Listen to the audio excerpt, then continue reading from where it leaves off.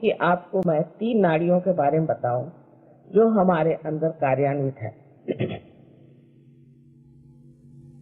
जब चेतना हमारे अंदर प्रवेश करती है तो त्रिकोणाकार या कहे कि प्रिज्म के जैसे मनुष्य का मस्तिष्क है, ब्रेन है। उस वक्त उसमें 3 आकार आते हैं। उसमें से एक तो सीधे ही पूरी की पूरी जैसी है वो हमारे अंदर घुस करके और त्रिकोणाकार अस्थि में बैठ जाती कुंडली, और बाकी की 2 शक्तियां जो कि हमारे मस्तिष्क में 2 तरह की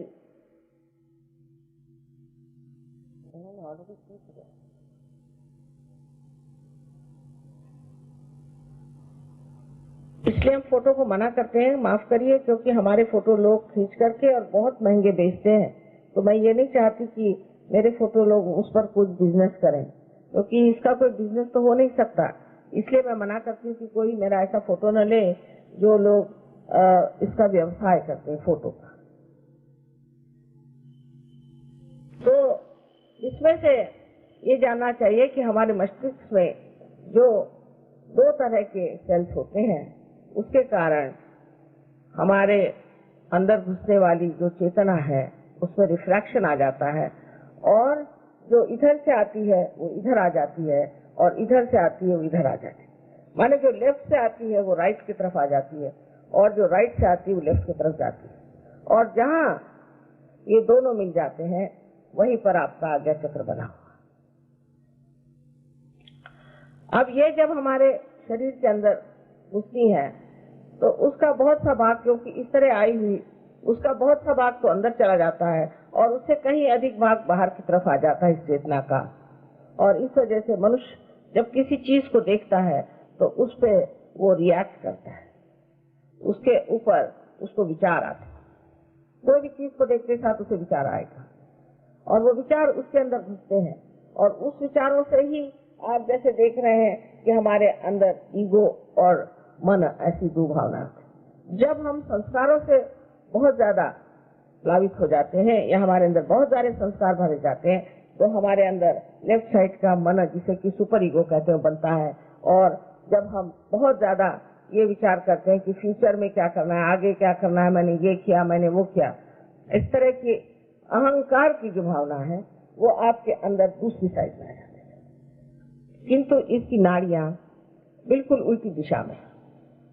इसीलिए जब मनुष्य को पैरालिसिस होता है तो आपने देखा होगा कि अगर उसके सर में क्लॉट अगर लेफ्ट में आया हो तो उसका पैरालिसिस राइट में होता है। अब ये जो 3 नाड़ियां हैं, पहली नाड़ी, दूसरी और तीसरी, इसमें से जो पहली नाड़ी है उसे अनेक नाम से संबोधित किया जाता है। इसे कोई चंद्र नाड़ी भी कहते हैं, पर सहयोग में हम इसे ईड़ा नाड़ी कहते हैं, और राइट साइड में जो नाड़ी है उसे हम पिंगला नाड़ी कहते हैं। उसको बहुत से लोग सूर्य नाड़ी भी कहते हैं, और वास्तविक इन दोनों पर चंद्र और सूर्य का ही प्रभाव है। अब जब लेफ्ट साइड की जो नाड़ी है ये सूक्ष्म रूप से स्थित है, किंतु इससे हमारे अंदर जो left side sympathetic nervous system है उसकी चालना होती है।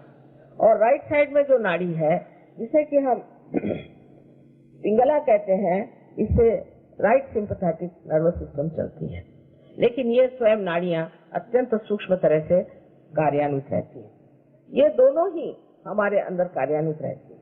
जैसे कि जब हम कोई इच्छा करें तो लेफ्ट की नाड़ी चलती है, और जब हम उसमें कार्य करते हैं उस इच्छा पर तो राइट की चलती है। इस प्रकार हमारे अंदर ये 2 नाड़ियां, पर इसके अलावा तीसरी नाड़ी हमारे अंदर है जिसे सुषुम्ना ऐसे कहते हैं। कबीरदास ने कहा, ईड़ा पिंगला सुख मन नाड़ी में। और जिस तरह से अथॉरिटी के साथ उन्होंने कहा, इतने अधिकार वाणी से सारी बात कही है, वो बहुत पहुंचे हुए पुरुष थे, तो उन्होंने इतने अधिकार वाणी से कहा कि 5 25 पकड़ बुलाऊं, 1 डोर उड़ाऊंगा।